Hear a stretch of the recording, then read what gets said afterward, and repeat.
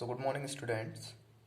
It's our next chapter, chapter number 13, The Heart of the Tree. मैंने आपको chapter number 12 पढ़ाया था, media then and now. आप लोग मुझे ज़रा कमेंट करके यूट्यूब पे बताना आपको समझ में आया है कि नहीं.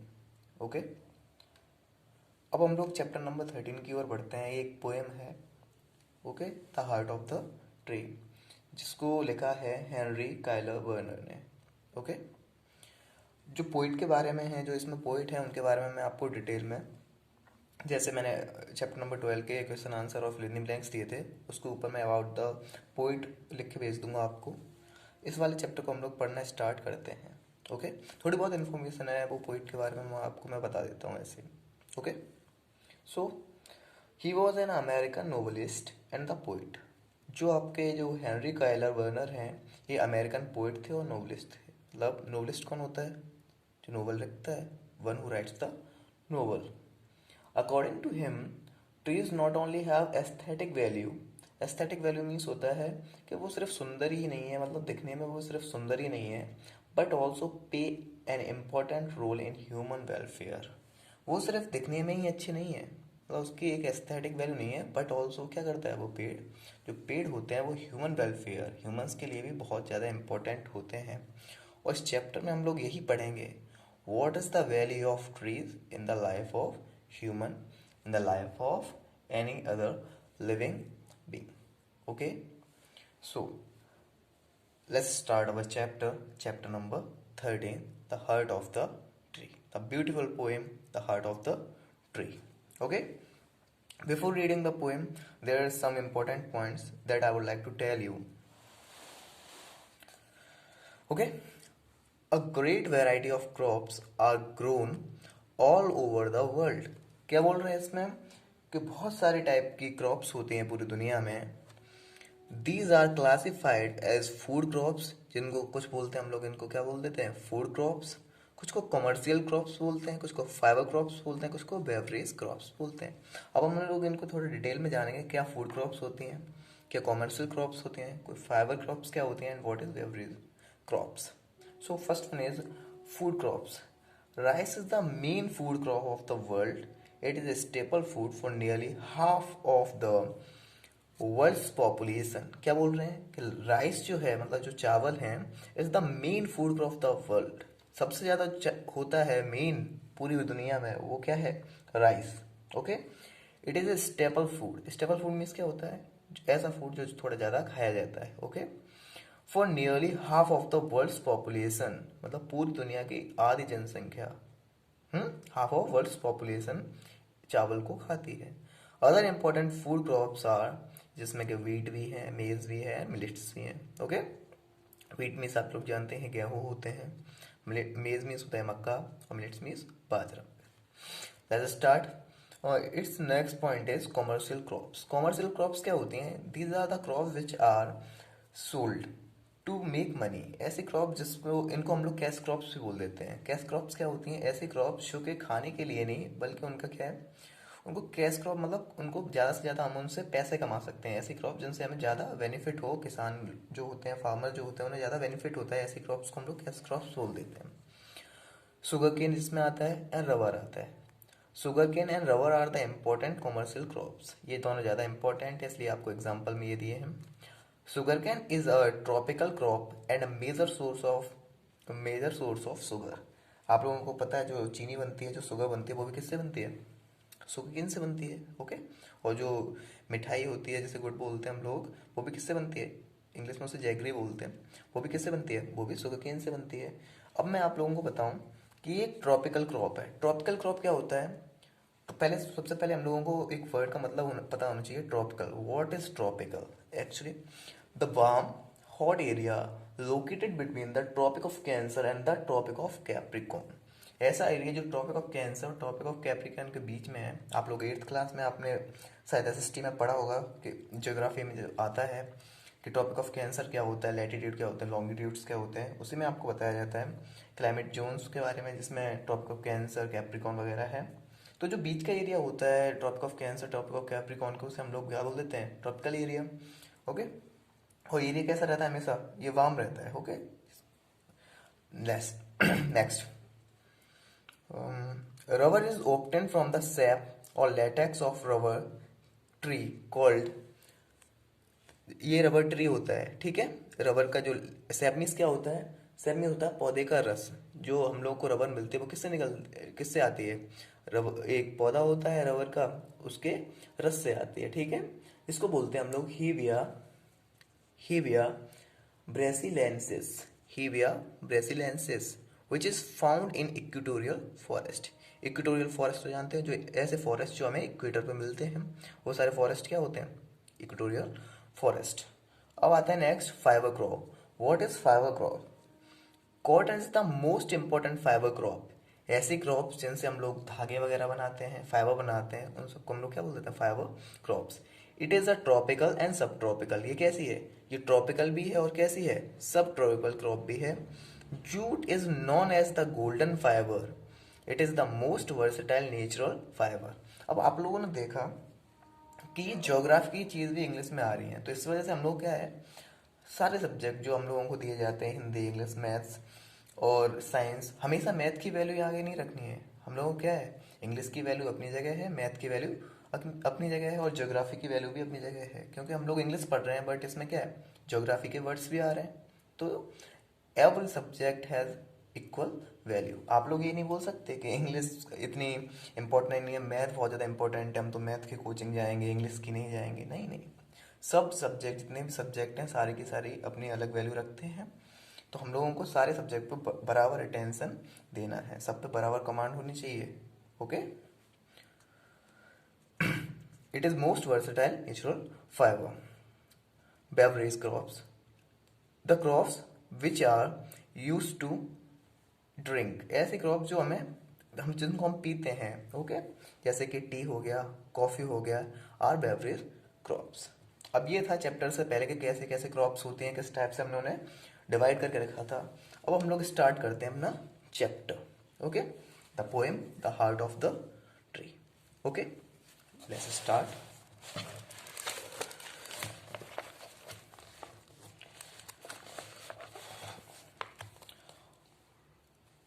Read a poem about trees, how they bless us. हम लोग इस पोएम में जानेंगे what is the importance of tree, what is the importance of tree in the human life. Okay, इसमें हम लोगों को ट्री की वैल्यू के बारे में पता चलेगा कि कैसे ट्री हमें ब्लेस करते हैं, कैसे ट्री की वजह से हमें बहुत प्रॉफिट में रहते हैं। What is the importance of tree, the main reason and the main focus of this chapter is the importance of tree.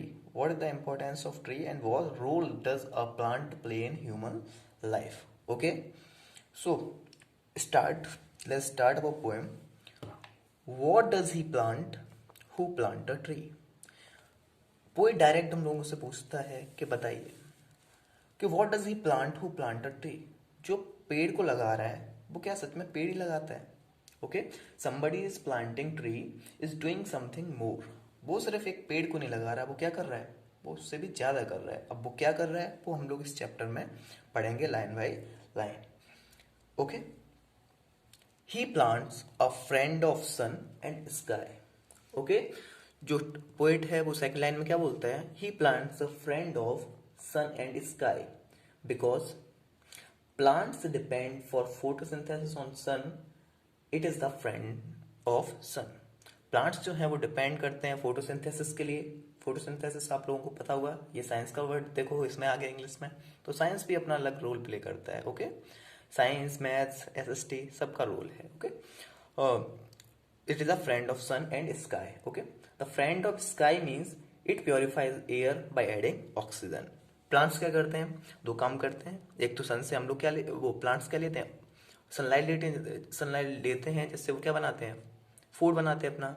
और स्काई की हेल्प कैसे करते हैं, और स्काई इनका फ्रेंड कैसे है, तो the tree purify air by adding oxygen. Tree क्या करते हैं, एयर को प्योरीफाई करते हैं ताकि ऑक्सीजन ज्यादा हो सके। Okay, he plants the flag of breeze is free, the shaft of beauty towering high. Okay, the poet is comparing the tree to the flag. इसमें पोइट ने जो थर्ड लाइन है, इसमें पोइट ने क्या किया है, जो ट्री है उसको फ्लैग से कंपेयर किया है। Okay, like flag. When wind blows, जब हवा चलती है, फ्लैग स्टार्ट टू रिपल, तो फ्लैग क्या कर देता है, मूव करना स्टार्ट कर देता है, रिपल करना स्टार्ट करता है।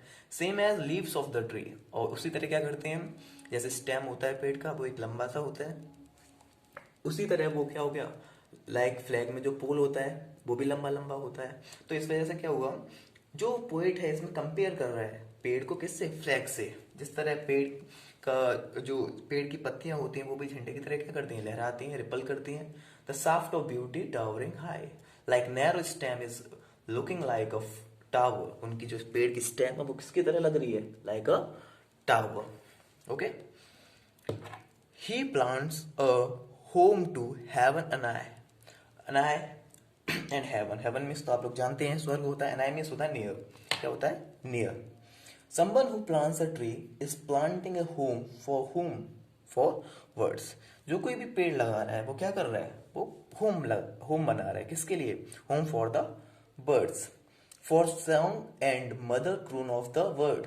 मदर क्रून मीन्स क्या होता है, मदर क्रूनिस क्या होता है, लल्लाबाई। लल्लाबाई क्या होते हैं, जो चिड़िया अपने बच्चों के लिए गाती हैं, ठीक है, जो सॉन्ग चिड़िया अपने बच्चों के लिए गाती है, मदर सॉन्ग क्या बोल सकते हैं इसको, mother song for baby at the top of the tree, at the top of the tree, for song and mother croon of the word, in hushed and happy to lighted heard, in calm and happy evening. Calm means hush means होता है calm, calm means होता है शांत, and happy delighted, delighted means होता है, dilated means होता है evening. Okay, in calm and happy evening you will be able to hear the song of birds for their little ones. तो इसमें क्या बोल रहे हैं इस लाइन में, कि जब शाम को सब शांति छाई होती है तब वर्ड्स क्या करती हैं, दाने लेके अपने घर पे वापस आती हैं, वो अपने बच्चों के लिए क्या करती हैं, गाने गाती हैं। The travel of heavens harmony, heavens harmony, okay, pleasant harmony of universe. Harmony means होता है यूनिटी, यूनिटी मीन्स एकता। Someone who is planting a tree, जो कोई भी प्लांट कर रहा है ट्री को, he is not only planting a tree, he is planting happiness. वो क्या कर रहा है, वो हैप्पीनेस मतलब खुशियां लगा रहा है, एंड फ्रेंडशिप, और वो क्या कर रहा है, दोस्ती, दोस्ती किसमें, sun and sky, okay, and tree, and this gonna create a beautiful atmosphere, और इसकी वजह से क्या होने वाला है, बहुत अच्छा एटमोस्फियर होने वाला है। So it is a harmony, तो इसमें क्या है, इसमें यूनिटी है, हार्मनी है। Okay, these things he plants who plants the tree. Poet directly क्या बोलता है, ये सारी चीजें, ये सारी चीजें कौन कौन सी, कि जो ट्रीज हैं वो किसके फ्रेंड हैं, सन एंड स्काई के। ओके, ट्रीज हैं वो किसकी तरह हैं, लाइक अ फ्लैग। ट्रीज हैं वो क्या करते हैं, वो वर्ड्स को होम देते हैं। ये सारी चीजें, ये सारी चीजें क्या क्रिएट कर रही हैं, एक हार्मनी क्रिएट कर रही हैं। हार्मनी मतलब एकता, यूनिटी। ओके, ये सारी चीजें लगाता है वो जो पेड़ लगाता है। Okay, what does he plant who plant a tree. Stanza number second जैसे स्टार्ट होता है, पोएट दोबारा क्वेश्चन करता है, मीन्स वो एम्फेसाइज करता है, दोबारा पूछता है क्या, he plants, he plants cool shade and tender rain.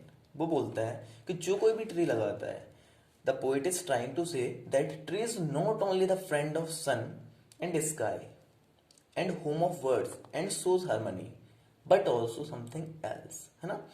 He plants cool shade and tender rain means tree is also responsible for cloud formation. Trees की वजह से क्या होता है, क्लाउड फॉर्म होते हैं, एंड देन रेन, और उसके बाद क्या होती है, बारिश। क्या होती है, बारिश। And seed and bird of days to be. When slowly a plant grow it become tall and big. धीरे धीरे क्या होता है, प्लांट छोटा होता है, फिर थोड़ा और बड़ा होता है, वो बड़ा होता जाता है, and it will drop it's seed everywhere. तो वो प्लांट क्या होता है, अपने सीड को हियर एंड देयर फैलाता है, ठीक है ना। And new trees will grow, इसकी वजह से क्या होगा, नए नए ट्रीज ग्रो होंगे। And years that fade and flush again with every passing year. हर एक साल जैसे जाती जाएगी, he plants the glory of the plain, our earth become when we plant more and more trees. Our जो हमारी अर्थ है वो कैसे हो जाएगी, वो बहुत सुंदर हो जाएगी। कैसे, अगर हम बहुत ज्यादा प्लांट ग्रो करें, प्लांट करें, like at the side of road, जैसे हम लोग रोड के साइड पर प्लांट्स देखते हैं लगे होते हैं तो हमें कैसा लगता है, बहुत अच्छा लगता है, खुद को नेचर के बहुत ज़्यादा पास पाते हैं। You feel close to the nature, हम लोगों को कैसा लगता है, बहुत ज़्यादा पास है नेचर के। And it also looks beautiful, और ये हमें कैसा लगता है, ये बहुत ज़्यादा सुंदर भी लगता है। सो इसीलिए पोएट बोल रहा है it is the glory of the plains. जैसे हम लोग प्लेन्स पे रहते हैं तो बहुत ज़्यादा ट्रीज देखते हैं तो बहुत ज़्यादा क्या होता है, नेचर के क्लोज अपने आप को पाते हैं। So it is the glory of the plain. He plants the forest heritage. Like we plant a tree, it will convert into many in coming years. तो क्या होगा, अगर हम एक प्लांट को लगाते हैं, एक प्लांट को लगाते हैं तो क्या होगा, और प्लांट्स उससे उगेंगे और उनसे और प्लांट्स उगेंगे, तो it will be a forest heritage. Okay, the harvest the harvest of a coming age means this is a blessing for the future generation. और जब प्लांट्स बहुत ज्यादा लगेंगे तो ये क्या होगा, फ्यूचर जनरेशन जो आने वाली पीढ़ी है उसके लिए क्या होगी, ब्लेसिंग होगी। Like if more and more trees will be cut, what happen, अगर क्या होगा, अगर बहुत ज्यादा ट्रीज काटे जाएंगे तो क्या होगा, what will happen to the future generation, future generation के साथ क्या होगा, there will be no enough oxygen, ना तो ज़्यादा ऑक्सीजन रह पाएगी, एंड लेस रेनफॉल, और रेनफॉल भी कैसा होगा, बहुत कम होगा, क्योंकि पेड़ की वजह से क्या होता है, रेनफॉल वगैरह होती है ना, बारिश होती है।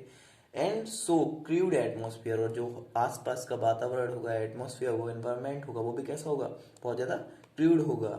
And it won't be good to live in such environment, और जो हमारी फ्यूचर जनरेशन है उनको ऐसे एनवायरमेंट में रहने में बिल्कुल भी अच्छा नहीं लगेगा। Okay, the joy that unborn I shall see these things he plant who plant a tree, मतलब जो अभी तक जन्मे भी नहीं है, जिन्होंने अभी तक इस अर्थ पे जन्म भी नहीं लिया, जब वो ये सब चीज़ें देखेंगे कि इतने ज़्यादा प्लांट्स हैं, इतनी ज़्यादा ऑक्सीजन है, फ्रेश एयर है, तो उन्हें बहुत ज़्यादा अच्छा लगेगा। अनबॉर्न आइज का मतलब है a baby that is not born, जो जन्मा नहीं है। ओके, तो these things he plant who plants the tree, ये सारी चीजें शुरू से लेके एंड तक, ये सारी चीजें वो प्लांट करता है जो एक ट्री को लगाता है। Okay, so this is our standard number 2। Let's start with standard number 3। What does he plant who plant a tree, poet फिर पूछता है, क्या पूछता है कि बताओ और क्या करता है, और मतलब what is the importance of tree, और क्या इंपॉर्टेंस है ट्रीज की हमारी लाइफ में, तो और देखेंगे। He plant in sap and leave and wood, अब वो प्लांट को क्या है, इकट्ठा नहीं बोल रहा है, एक ट्री सीधा नहीं बोल रहा है, वो क्या बता रहा है, उसके अलग अलग फंक्शन के बारे में बता रहे हैं। जैसे सैप का मतलब क्या होता है, लीफ का मतलब क्या होता है, वुड का मतलब क्या होता है, ये सब पार्टी तो है प्लांट के। इनडायरेक्टली वो बोल यही रहा है कि tree means in this line poet is discussing about the benefit of, so in this line the poet is discussing about the benefit of all parts of tree, like sap is used to make rubber and many things, and leaves are used to eat and responsible for wind and wood. Wood also help us to make homes, हमें wood help करती है homes बनाने में, furniture बनाने में, and the floor of the house, और जो घर के फ्लोर होता है उनको बनाने में, and also to cook food be use wood, हम खाना बनाने के लिए भी किसका यूज करते हैं, वुड का। तो इसमें पोइट ने सेकंड लाइन में क्या बताया है, जो हालांकि वो बताया ट्री के बारे में है लेकिन उनके पार्ट, उनके फंक्शन के बारे में बता रहा है, अलग अलग बॉडी पार्ट्स, जैसे हमारे बॉडी हैंड वगैरह, हैंड हेड वगैरह, ऐसी तरह से जो पेड़ का क्या होता है, लीफ का फंक्शन कुछ अलग होते हैं, लीफ हमारी अलग तरह से हेल्प करती है, वुड अलग तरह से हेल्प करती है। तो जो प्लांट लगा रहा है वो सिर्फ प्लांट नहीं लगा रहा है, वो क्या कर रहा है, इतने सारे फंक्शन भी कर रहा है, ठीक है ना। In the in love of home and loyalty, someone who is planting a tree, जो कोई भी ट्री को प्लांट कर रहा है, who is very loyal and responsible, वो कैसा है, बहुत ज़्यादा लॉयल है, वफादार है, रेस्पॉन्सिबल है, who is taking so much pain to plant a tree because he knows one once a plant is painted या planted, it will be beneficial for all for many years। जो कोई भी tree को लगा रहा है उसे पता है कि एक बार ट्री लगे तो बहुत सालों तक हमें क्या करेगा, ब्लेस करेगा, बहुत सालों तक हमारी रक्षा करेगा। किससे रक्षा करेगा, सॉइल इरोजन, मतलब मिट्टी का कटाव वगैरह होता है ये नहीं होने देगा, हमें प्रॉपर ऑक्सीजन देगा, और भी पेड़ हमें बहुत सारी तरह से मदद करते हैं। अच्छी छांव देगा, है ना। And forecast thought of civic good. forecast means होता है फोरसाइट। फोरसाइट मतलब पहले की सोच के, मतलब फ्यूचर की सोच के, okay. Anyone who is planting tree he thinks about future. जो कोई भी ये प्लांट कर रहा है ट्री को, वो फ्यूचर के बारे में सोचता है। And also all human beings will be blessed. इसकी वजह से क्या होगा, वो फ्यूचर के बारे में सोच रहा है, तो जो फ्यूचर में जो भी ह्यूमन बींग्स आएंगे वो सारे क्या होंगे, ब्लेस्ड होंगे। And he wants the well being of citizen. और वो सबकी क्या चाहता है, भलाई चाहता है। जो इसका पोइट है वो बताता है जो भी प्लांट लगाता है वो क्या चाहता है, सबकी भलाई चाहता है, okay. His blessing on the neighbourhood.